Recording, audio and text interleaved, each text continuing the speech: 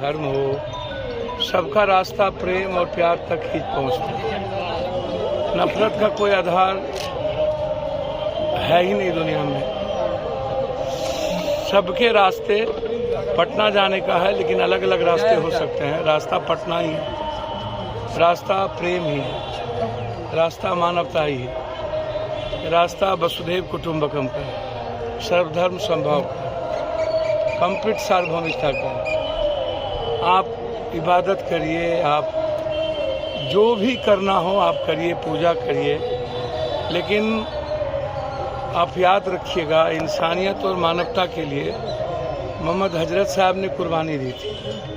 400 kilometre Mohammad साहब यात्रा किए थे, जिसमें आपको याद होगा कितनी यातनाएं दी गई थी जी। तब एक मोहब्बत का पैगाम पहुंचा था।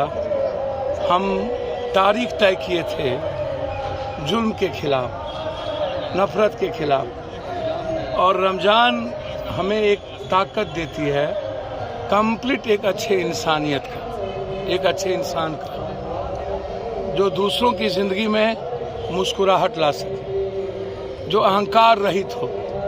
अल्लाह के लिए सबसे बड़ा भोजन है अहंकार, जिसके जीवन में ना हो। अहंकार यदि है तो वो निर्माण नहीं है, अहंकार नहीं है तो वहाँ निर्माण भी है।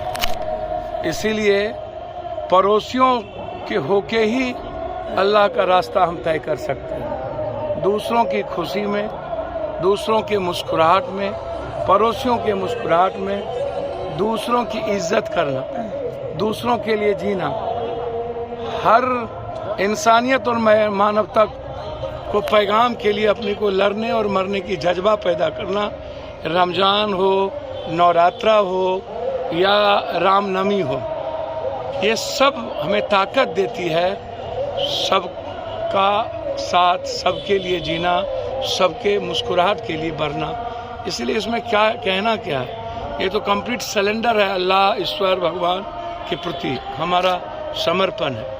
अब मैंने आज भी एक जगह कहा कि आज रामनवमी है, राम त्याग के प्रतीक थे। राम कंप्लीट रूप से उन्होंने समाज को, रामायण की कल्पना यदि करिएगा लाइफ है, तो हम इसमें सिर्फ इतना ही कहेंगे कि हम सबको इस्लाम को समझ लेना होगा। हमें मुसलमान से ज़्यादा इस्लाम को समझने की ज़रूरत है। हदीस को समझकर उसके कर्तव्यों पर चलने की ज़रूरत है।